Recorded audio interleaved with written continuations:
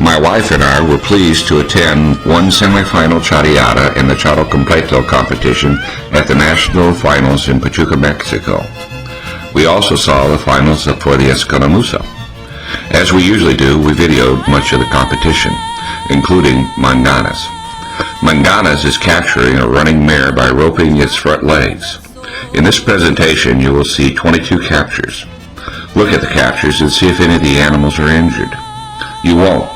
That's because, when properly done, mangana is no more dangerous to horses than other equestrian events, and is less dangerous to horses than steeplechase and cross-country.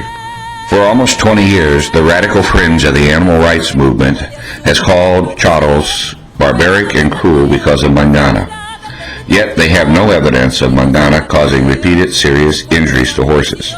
As a result of their propaganda, 9 states have banned mangana. To accomplish this, they have resorted to half-truths and outright lies. The first radical is Kathleen Doyle, who is the queen of the half-truth. On her money-promoting webpage, In Defense of Animals, she presents a study which she says proves the dangers of horse tripping. She refers to the fact that 75 horses were used in mangana during one season, and at the end of the season, all but 2 had been slaughtered. What she does not say is that any of the animals were in fact injured in mangana, or that she saw any of the animals injured in mangana. Nor does she mention the fact that these animals were destined for slaughter, irrespective of whether they were ever used in mangana. The fact is, those animals were going to be killed even if they never saw the inside of a lienzo. The next radical is Eric Mills, who has his own little organization, Action for Animals. He claims to be the initial instigator of the anti-mangana movement. He's interesting because he admits he knows nothing about livestock and that he's never owned a horse or a steer. Yet, in all his ignorance, he is so arrogant as to condemn mangana and now cola, or what some people call steer-tailing.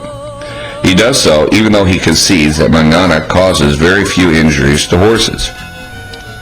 He condemns cola based on a collidatio held in Jefferson County, Colorado, where allegedly 2 steers were killed and 5 lost their tails. Based on this, he wants to outlaw cola throughout the United States.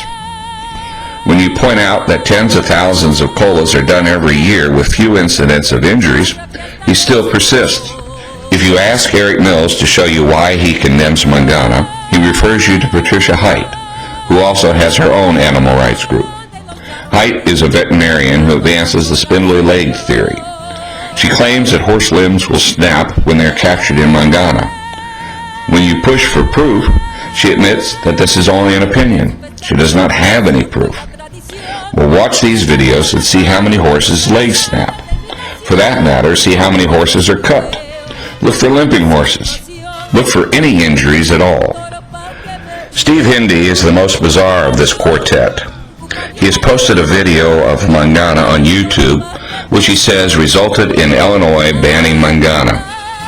In it, he shows a couple of captures, repeated over and over again, sometimes in slow motion. If you watch it without the voiceover, you can see the horse is not hurt. In the voiceover, Hindi claims that the animal is injured because it licks its mouth. How he knows this is beyond comprehension. When you push Hindi and his cohorts for their credentials in animal care, they are evasive. If you research Hindi, you'll find that, like Mills, he has no experience in taking care of livestock. Furthermore, he doesn't want to take care of any livestock. Even the animals he claims are abused. What Hindi has done is figured out how to make money without really working. Like Doyle, he panders to racism to get people to donate to his organization, Shark. Unlike Doyle, he does not take care of any of the animals he claims are abused. Even legitimate animal welfare workers consider Hindi an outlaw, who's in it just for the money. In all 9 states that have outlawed mangana, the veterinarians asked for and received an exemption from the law. That's because the vets know that catching a horse by its legs is a legitimate means of capture. Those laws even allow you to catch a horse by its legs for identification and even branding. Because of this, we know that even those state legislatures who were deceived into stopping charros from doing mangana concede that catching a horse by its legs has a legitimate use in animal husbandry. While the states concede that catching a horse by its legs is a legitimate means of capture, they complain that the horses used in mangana are caught over and over again. This is probably as a result of the Hindi video. We'll watch these 22 captures and see how often the horses are caught. The first 11 are in one chariada, and the second 11 are in the charo completo the next day. Now, if there is a legitimate complaint about how often a horse is caught, then make a rule limiting the number of times of capture. Don't ban the whole event. People also complain that the horses are running between 30 and 35 miles an hour when caught. That's about the top speed of a quarter horse running flat out. Well, if you watch these videos, you'll see the horses are running about 15 miles an hour. That's because they run 105 meters in about 13 seconds.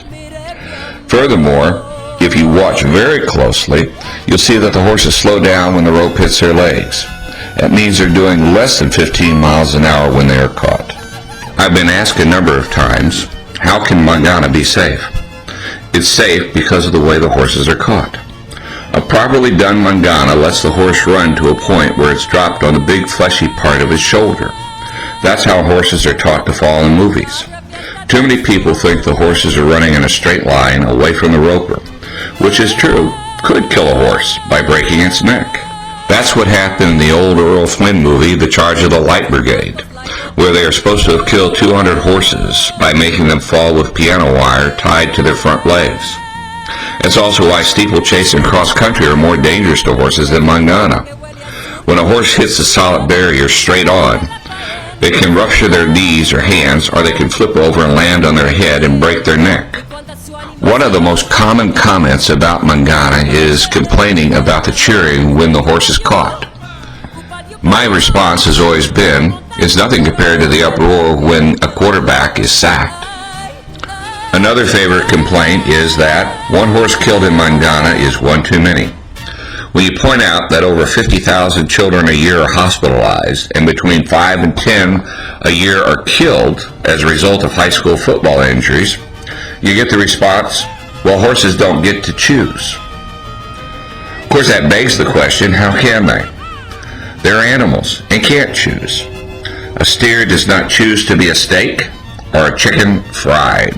I realize that there are a number of people watching this video who are saying it's doctored. You believe we took all the videos of dead animals out, or that they died later on. For 3 years, we've been offering the Charo Challenge. You put up half the money, and we'll put up the other half. And we'll do a scientific study of charadia, including mangana, steeplechase, cross-country, rodeo, and thoroughbred racing, to see how dangerous each of them are to animals. So far, there have been no takers. Some people ask, why do you want to preserve charadia? Well, for a number of reasons. The florero in mangana and terna is beautiful. Also, the idea of family is paramount in charadia. You see teams composed of brothers, cousins, and uncles. Some charos are second, third, fourth, and even fifth generation.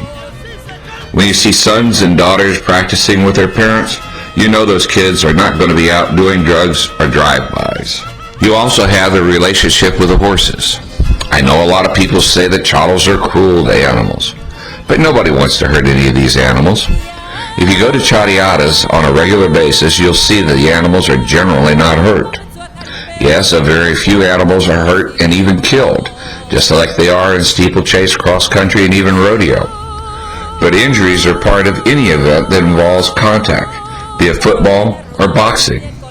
In short, yes, there's dangers, but the benefits far outweigh those dangers. That's why we say, Viva Chariada! Un toro pa' que lo monte Don Felimón y me hagan sus lanzadores, corrían la riata con gran primor. Bonito es el jaripeo y cuánta su animación. Yo quiero montarle un toro pa' que me mire mi amor. Upaliu, paliu, upaliu, paliu. Yo quiero montarle un toro pa' que me mire mi amor.